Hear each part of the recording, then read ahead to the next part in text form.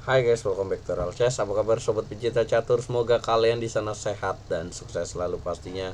Saya selalu mendoakan. Terima kasih karena kalian sudah klik video ini. Dan mari kita bahas partai antara Magnus Carlsen berhadapan dengan Grandmaster dari Kanada, Erik Hansen, yang juga terkenal sebagai streamer catur di akun YouTube Chessbrah. Nah, mereka bertemu di babak ke-10 turnamen Airting Master tahun 2022. Teman-teman, ini merupakan babak kedua di hari ketiga, teman-teman. Airting Master 2022 yang diikuti oleh 16 pemain catur undangan. Dan setiap menangnya, pemain catur itu akan mengantongi hadiah 750 US dollars. Dan jika mereka masuk ke babak quarter final, akan mengantongi 2000 US dollar, dan jika mereka masuk ke semifinal 6000 US dollar, dan jika mereka menjadi runner up 15.000 US dollar, dan jika mereka jadi pemenang di Airting Master tahun 2022 maka akan mengantongi 25.000 US dollars.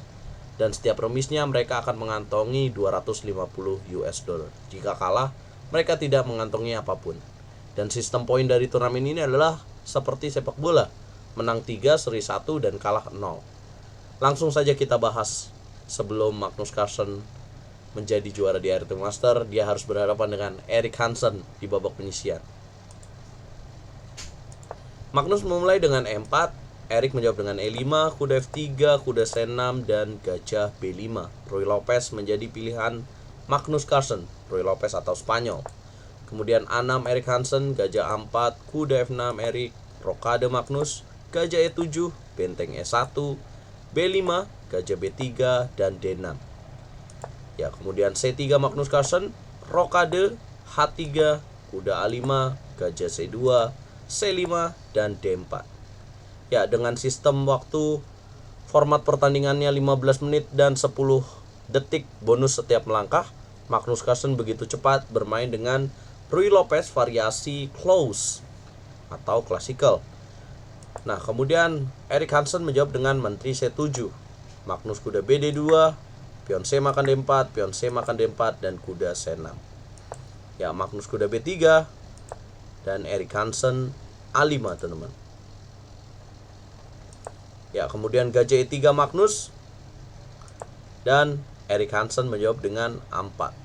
Nah, partai ini pernah terjadi antara Wiswanathan Anand berhadapan dengan Vasily Pancuk pada tahun 2011 dan hasilnya remis. Nah, teman-teman, lihatlah bagaimana waktu Magnus Carlsen 17 menit, Erik Hansen 11 menit. Ini menunjukkan bahwa Magnus sangat familiar dengan permainan ini. Kemudian Magnus kuda BD2, Erik Hansen kuda B4, gajah B1. Jelas tidak mau memberikan gajah terangnya, karena gajah terang merupakan buah catur yang sangat berharga dalam permainan Ruy Lopez. Ya, gajah D7 Erik, Magnus A3, kuda C6, dan menteri E2. Ya, ancam pion B5 walaupun tidak bisa dimakan karena ada gajah D7 yang menunggu di sini. Erik Hansen menjawab dengan menteri B7 untuk mendobrak dengan B4. Ya, Magnus gajah D3 ancam pion B5 dijaga benteng A B8. Kemudian benteng EC1 langkah ke-21 ini mendapatkan tanda tanya dan tanda seru dari engine Stockfish. Kenapa? Ya, ini indikasi bahwa langkah ini kurang akurat, teman-teman. Harusnya Magnus di sini memainkan benteng A B1. Ya, apa yang terjadi setelah benteng EC1? Bisakah kalian tebak? Ya, Erik Hansen memanfaatkan keadaan dengan pion E makan D4. Ini jawaban terbaik. Kuda D4 dan kuda E5 mengancam gajah terang milik Magnus. Magnus harus mundur karena dia tahu gajah terang lagi-lagi berarti dalam permainan Ruy Lopez. Jadi ibaratnya benteng S1 ini membuang tempo, teman-teman. Kemudian Erik Hansen benteng FL8 dengan tujuan menyimpan gajah gelap ke petak F8 dan menyerang dari sisi center jalur E ini. Magnus benteng E1, Erik Hansen H6, kemudian benteng AD1, Erik Hansen gajah F8, gajah B1 Magnus, dan B4 Erik Hansen mendobrak. Ya, Magnus menjawab dengan F4 mengancam kuda di petak E5, Erik Hansen kuda G6, Magnus gajah D3. Ya, Erik Hansen pion B makan A3, pion B makan A3, dan menteri ke petak B2. Ya, coba teman-teman kalkulasikan dan temukan langkah terbaik untuk putih dalam posisi seperti ini. Ya, kenapa saya ingin ajak teman-teman untuk menebak langkah terbaik? Ya, karena di sini Magnus Carlsen melakukan blunder yang membuat Erik Hansen bisa dikatakan menang dalam pertandingan ini.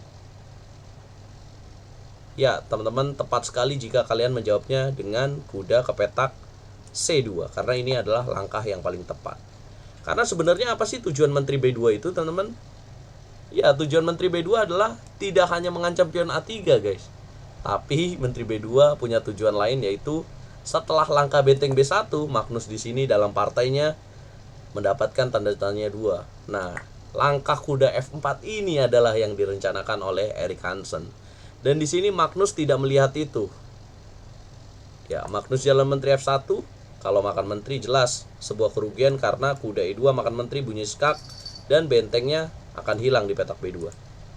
Ya, kalah satu pion Magnus menteri F1, Erik Hansen menjawab dengan menteri C3. Ya, mengancam gajah di petak D3. Jika makan kuda, maka kuda di petak D4 jatuh. Jika menteri makan kuda, maka gajah di petak D3 akan jatuh. Magnus menjawab dengan gajah B5. Kembali lagi, langkah salah berikutnya dari Magnus, karena harusnya dia benteng makan benteng. Ya, jika benteng makan benteng, kemudian benteng makan benteng, maka dia seharusnya gajah makan kuda. Oke, dan hitam akan menjawab dengan menteri D4, gajah E3, dan menteri C3. Ya, walaupun dalam posisi ini tetap Erik Hansen yang lebih diunggulkan secara indikator, karena dia sudah memenangkan satu pion. Ya, dalam partainya Magnus memilih langkah gajah B5, kemudian Erik Hansen menjawab dengan kuda G6, mendapatkan tanda tanya 2. Langkah lain yang bisa dipilih apa, teman-teman? Yaitu langkah kuda F ke petak D5. Ya, memberikan kudanya, tapi jika dimakan akan mendapatkan gajah di petak E3.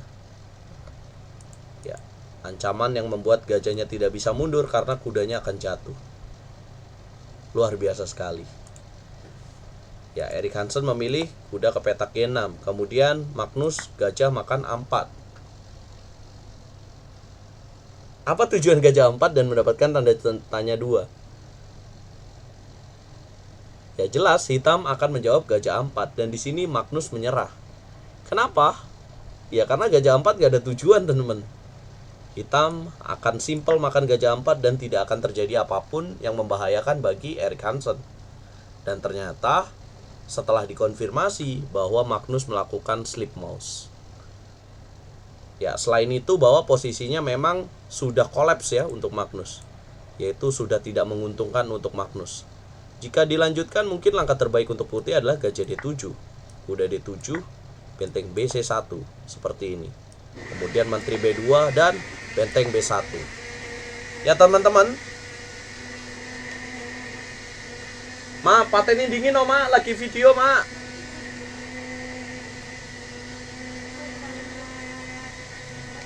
Nah, teman-teman, inilah yang terjadi dalam partai Magnus Carlsen berhadapan dengan Erik Hansen. Aduh, ada yang bunyiin blender lagi, teman-teman.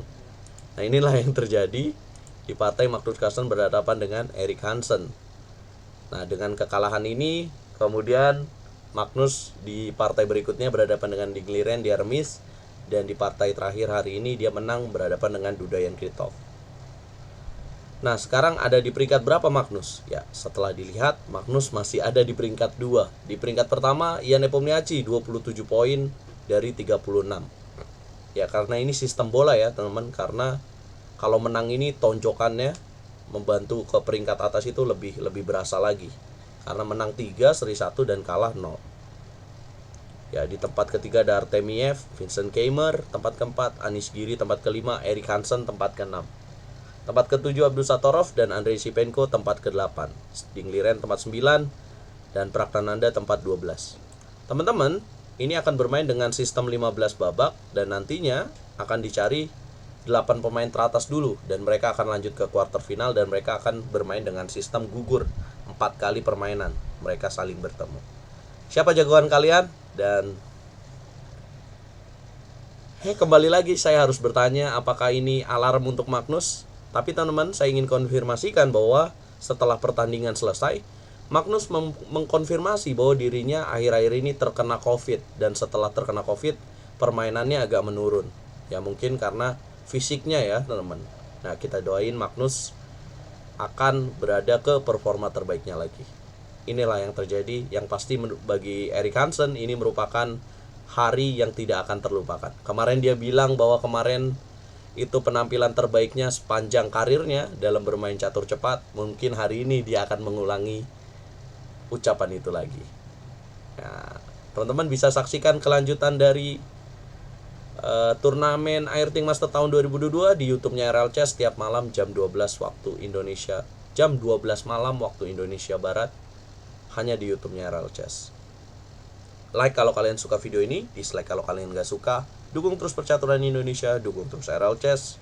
Catur yes, Indonesia Jaya. Pasti banyak yang komen. Tenang bang, semua akan Magnus pada waktunya. Siap.